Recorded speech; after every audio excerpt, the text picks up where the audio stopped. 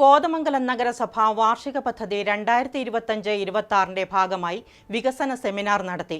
നഗരസഭ അധ്യക്ഷൻ കെ ടോമി ആകെ 35,87 ലക്ഷം രൂപ വിവിധ പദ്ധതി നടത്തിപ്പുകൾക്കായി വകയിരുത്തി ഉദ്ഘാടനം ചെയ്തു.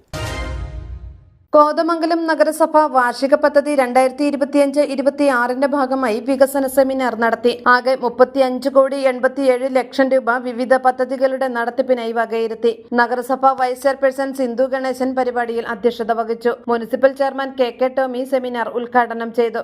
നമ്മളെ സംബന്ധിച്ച് ഈ കൗൺസില് അധികാരത്തിൽ വരുമ്പോൾ നമുക്കെല്ലാവർക്കും അറിയാം, ഏതാണ്ട് 1.5 വർഷക്കാലം കോവിഡ് മഹാമാരി നമ്മുടെ രാജ്യത്തെയും ലോകത്തെയും നമ്മുടെ സംസ്ഥാനത്തെയും പിടിച്ചുലയ്ക്കുന്ന രീതിയിൽ കടന്നു വരികയും ആ കോവിഡ് മഹാമാരിയിൽ ആ മഹാമാരിയിൽ ജനങ്ങൾക്ക് പരമാവധി നഗരസഭയ്ക്ക് പുറത്തെന്ന് പറയുന്നത് നമ്മുടെ താലൂക്ക് ആശുപത്രിയിലാണ് ഏറ്റവും കൂടുതൽ ആളുകൾ അന്ന് വന്നു പോയിരുന്നത്. അവിടുത്തെ അടക്കം ഈ നഗരസഭയിലെ ഏറ്റവും കൂടുതൽ ഫണ്ട് 2 വർഷക്കാലം നമ്മൾ ചെലവഴിച്ചത് കോവിഡ് മഹാമാരിക്കാണ്. അതിനുശേഷം നമുക്കെല്ലാവർക്കും അറിയാം, നമ്മുടെ സംസ്ഥാന ഗവൺമെൻറ് വലിയ സാമ്പത്തിക പ്രതിസന്ധിയിൽ വരികയും അതിൻ്റെ അടിസ്ഥാനത്തിൽ എല്ലാ മേഖലയിലും സംസ്ഥാന സർക്കാരിന് ഞെരുക്കുന്ന രീതിയിലുള്ള നടപടി സ്വീകരിച്ച് കേന്ദ്ര ഗവൺമെൻറ് മുന്നോട്ട് പോകുമ്പോൾ തന്നെ നമ്മുടെ സർക്കാർ ഒരു കാരണവശാലും നമ്മുടെ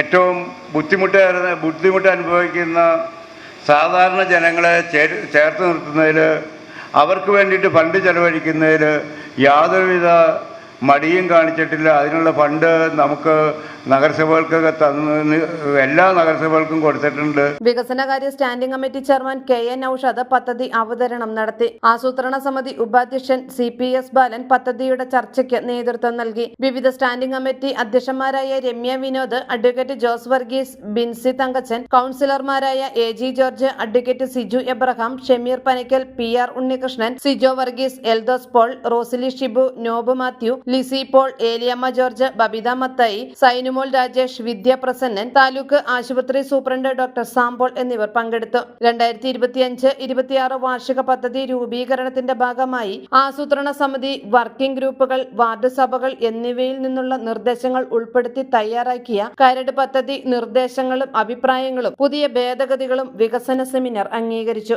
ഉൽപാദന മേഖലയിൽ 93,09,000 രൂപ, സേവന മേഖലയിൽ 6,21,85,520 രൂപ, SC മേഖലയിൽ 1,14,54,500 രൂപ, പശ്ചാത്തല മേഖലയിൽ 27,54,57,698 രൂപ എന്നിങ്ങനെ ആകെ 35,87,03,718 രൂപയാണ് വിവിധ വികസന പദ്ധതികൾക്കായി കോതമംഗലം നഗരസഭ വകയിരുത്തിയിട്ടുള്ളത്. News desk media 60 Kothamangalam.